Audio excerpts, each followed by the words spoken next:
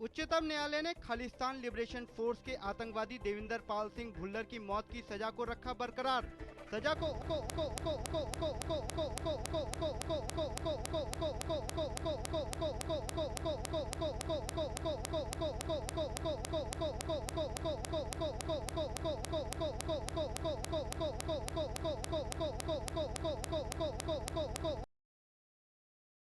उम्र कैद में तब्दील किए जाने की याचिका को सर्वोच्च न्यायालय ने किया खारिज।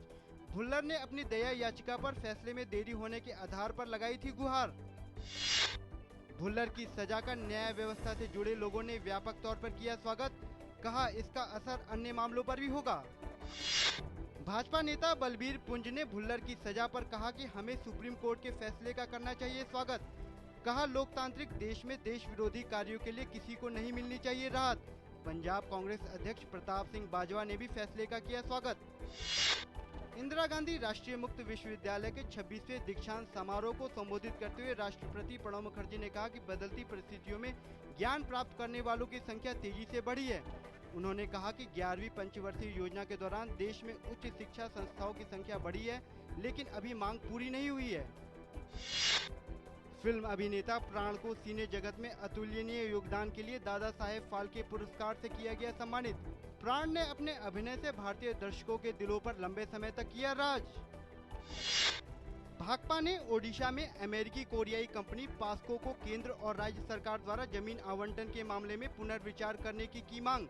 पार्टी के नेताओं ने सरकार से संसद द्वारा बिना भूमि अधिग्रहण बिल पास किए जाने के बावजूद जमीन आवंटन पर किया सवाल। मार्च माह के लिए खुदरा मूल्य पर आधारित महंगाई दर अब भी 10% से ऊपर। खाद्य पदार्थों की महंगाई दर 12% से ज्यादा। मार्च में अनाज, अंडे, मीट और मछली के दाम में सबसे ज्यादा देखा गया उछाल। सब्जियों और फलों के दाम में भी 10 से 12% की देखी गई तेजी। फरवरी माह के लिए औद्योगिक उत्पादन की दर सिकुड़कर 0.6% के नीचे आई। विद्युत उत्पादन में कमी, खनन क्षेत्र में गिरावट और मैन्युफैक्चरिंग के लचर प्रदर्शन की वजह से औद्योगिक उत्पादन के हालात में सुधार के लक्षण नहीं आ रहे नजर। शेयर बाजार में देखी गई गिरावट। सेंसेक्स 300 अंकों की गिरावट के साथ 18,242.56 अंक पर हुआ बंद। वहीं नेशनल स्टॉक एक्सचेंज का निफ्टी 65 अंक की गिरावट के साथ 5,528.55 अंक पर हुआ बंद।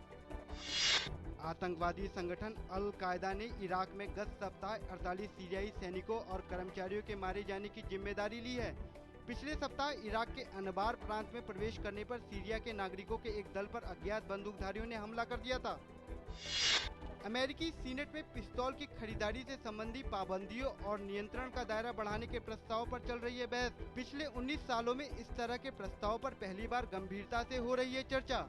इस बीच पिस्तौल की खरीदारी पर पाबंदियों को बढ़ाने की वकालत करने वालों ने वाशिंगटन में किया प्रदर्शन।